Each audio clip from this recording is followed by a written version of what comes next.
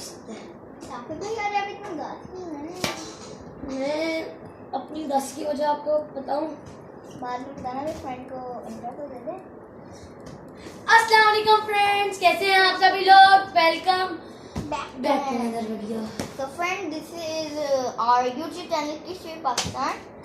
So friends, अब आपको हम लोग एक बहुत उदासी वाली चीज़ बताने जा रहे हैं। हम लोग क्योंकि लाहौरी हैं तो लाहौरी है तो लाहौर पे सपोर्ट करते हैं। और जैसे कि आपको पता है अबू धाबी में PSL हो रहा था, तो लाहौर कल जीता हुआ मैच इस तरह करके इसने अपने हाथों से कचूमर बना दिया।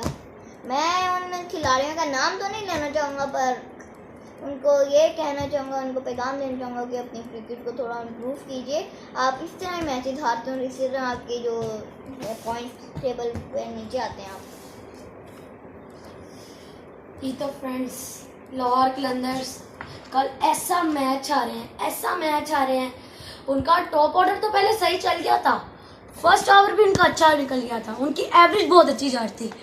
जैसे जैसे उनका 11वां ओवर आया, सबसे पहले फखर जमान साहब आउट हुए, जिनको ये नहीं पता जब बॉल बाउंस होती है तब बंदे को हुक नहीं खेलना चाहिए। कभी कभी स्लो बॉल थी, बाउंस की, उसने हुक खेली और सीधा फील्डर के हाथ में कैच। और इसी तरह मोहम्मद हफीज, उन्होंने भी सेम टू सेम चीज़ की, फील्डर के हाथ में कैच। इनका सारा जो टॉप ऑर्डर था ना, सारा गया। बाहर में आए साहब राशिद खान साहब, उन्होंने भी बहुत ज़्यादा कुछ नहीं किया, सिर्फ 4 स्कोर से भी कम।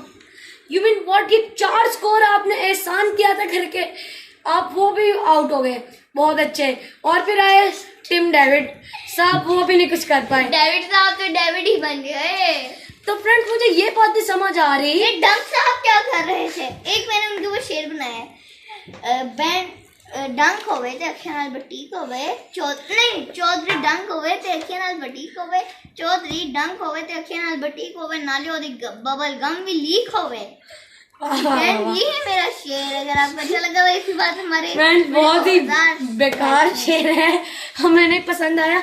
ये तो मैं कहाँ पे था, मैं आपको बता रहा था कि आप डंक पे नहीं थे।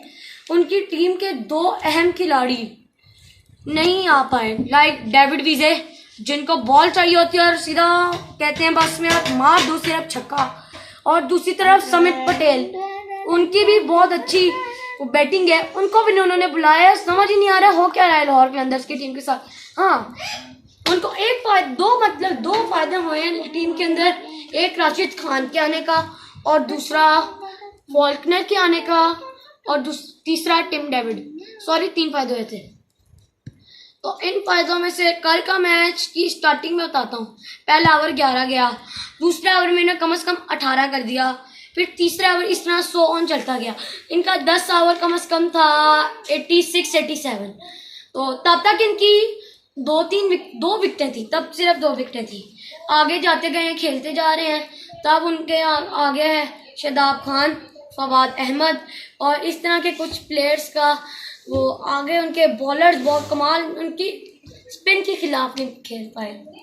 और स्पेशली उनके मोहम्मद मूसा साहब, हमेशा लाहौर के अंदर मूसा साहब के हाथों मैच हारती हैं। एज यूजुअल 86 के आगे मैच डाला गया, उसके आगे हुआ यूं के विकेट गिरी, पहले ओवर गिरी, फिर विकेट गिरी, फिर उनका टॉप ऑर्डर सारा फिनिश जैसे डिस्ट्रॉय हो गया। फिर कोई उनका प्लेयर ही नहीं बचा कि कोई आगे बढ़ सके। 9th विकेट पे खेल रहे थे हारिस रऊफ और शाहीन अफरीदी, उनसे भी नहीं खेला गया। तो बाद में उन्होंने भी कैच पकड़ा दिया। लेकिन आप इस्लामाबाद की आप पॉजिटिव पॉइंट देखें, जब लाहौर कलंदर ने उनकी 20 पे 5 विकेट्स कर दी, उनके 10 ओवर हो गए थे और उनका 50 पे भी पूरा स्कोर नहीं हुआ था। तो एकदम से आसिफ अली आए, उन्होंने छक्के मारना शुरू कर दिए, छक्के चौके हर ओवर में कम से कम 12 से 13 स्कोर बनाते। इस तरह चलता गया और उन्होंने 152 तक उन्होंने स्कोर लेवल कर दिया था। और फ्रेंड, एक मजे की बात, इस्लामाबाद वालों कैसे वो लोग जीते हैं। इनके 2 बॉलर जिन्होंने सबसे अच्छी की थी, इनके मैं याद देता हूँ। एक फवाद और एक थे शादाब। इन्होंने अपनी गुगली से ऐसी शॉट्स खेली हैं ना, ऐसे स्लॉट पे किसी को आउट किया, किसी को यॉर्कर पे, काफ़ी चीज़ें इन्होंने किया। और भी प्लेयर्स थे पर मुझे उनका इतना पता नहीं है क्योंकि मैं इतनी क्रिकेट को लाइक नहीं करता। बस मुझे इतना पता है जितना मैंने मैच देखा था।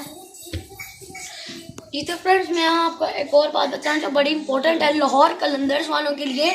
ये जो उनका जो है ना टीम, इनको इम्प्रूवमेंट चाहिए। इनका जो टॉप ऑर्डर है उसको इम्प्रूव करें, इनके टॉप ऑर्डर को इम्प्रूव करें। अच्छा, इनको पहला ओवर ही क्यों इन्होंने फास्ट का लगाया? पहला ओवर अगर ये स्पिन से शुरू